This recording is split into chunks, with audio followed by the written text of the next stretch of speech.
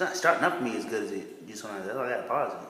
A whole lot of Jesuses out there, and so she heard about the Jesus. And when you hear about the Jesus, there's something about the Jesus that is differentiated from other Jesus, because you do know there's some other Jesuses running around out there.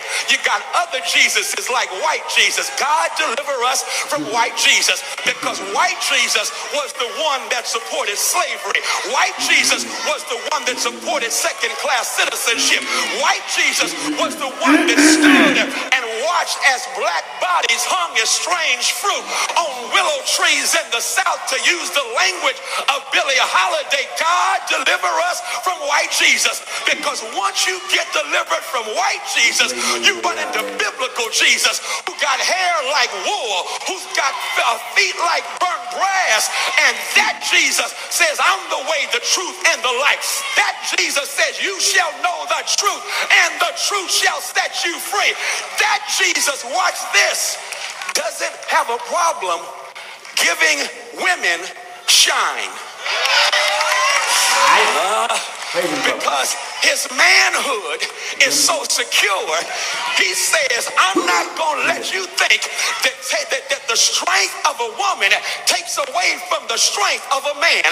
As a matter of fact, if a woman is strong, then a man is going to be strong, because this woman taught a man how to have faith even when 12 years of pain is hitting you right now. Y'all miss your shout. Watch this. Have you thought about the fact that in the preceding chapter, in a storm, his disciples get scared, and Jesus says, where's your faith?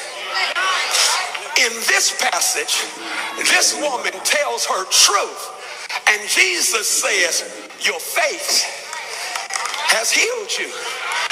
Brothers who've been kicking it with Jesus don't have as much faith as this marginalized outsider woman. And Jesus says, I need all of y'all to see this right here, because this woman has great faith. I would give y'all a moment to shout, because some of y'all are here because of a woman who had faith. Some of y'all are here because some woman prayed for you when you didn't have enough sense to pray for yourself.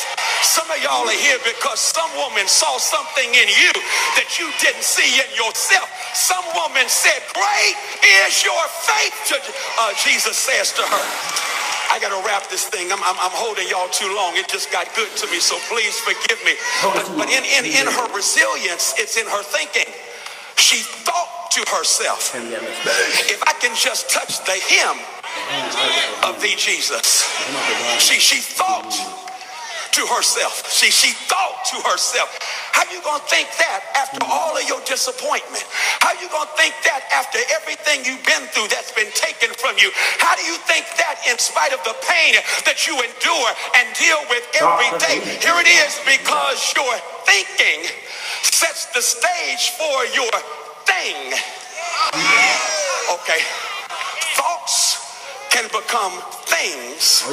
That means if I think, I have the thing. Okay, you think I made that up? Womaness, please forgive me for this Paul illustration. Please, okay?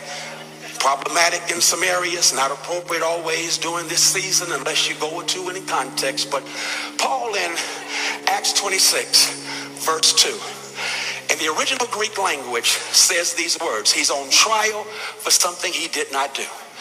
He's having a black experience.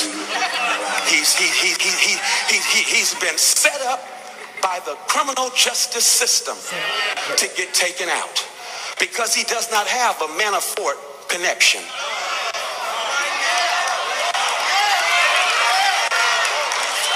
Crystal Mason. Let me stop right here because I got to go here. Crystal Mason got 5 years for voting, even though she did not know she could not vote. And her vote didn't even count because it was a provisional ballot. And this man gets off with less than 4 years for raping democracy. He gets off with 4 years for pimping democracy. democracy. Why? Because we still have injustice in the land. And so Paul is a victim of criminal injustice. And the Bible lets us know. Here's Paul. Paul, seeing all this, says this. In the Greek, he says, here's your shout. One of my favorite passages. He says, I think myself happy.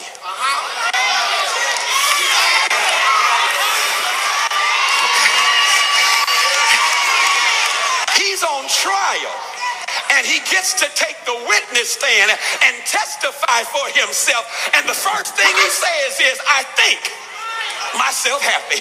Now, y'all missed your shout. I know why. Because you thought yourself sad. You thought yourself second class. You thought yourself less than who God intends for you to be. But once you know who you are in Jesus Christ, do you know you can think yourself happy? You can think yourself blessed. You can think yourself assured. You can think yourself strong. You can think yourself at peace. Do I have some thinkers in the house? When I think of the goodness of Jesus. So, Kristen, I close with what you said. And thank you so much, Doc. You blessed me, Dr. Wall, because the final piece here, and I'm going to tell you something. We didn't even consult. The Holy Spirit just took it. And Holy Spirit said this. When they wrapped it, he said, here's your last point. And the last point is this. Last point is this, and that is your healing and breaking of your cycle is never just about you. It's about the greater community. And so the healing, watch this, of this woman encouraged a devastated man. I'm done. I thought y'all would shout on that. Do you know the context?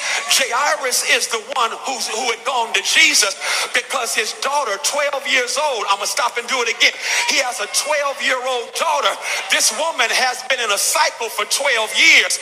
He has a 12-year-old daughter. He went to get Jesus at the beginning of the text and said, yo, G, can you come and heal my daughter? She's about to die.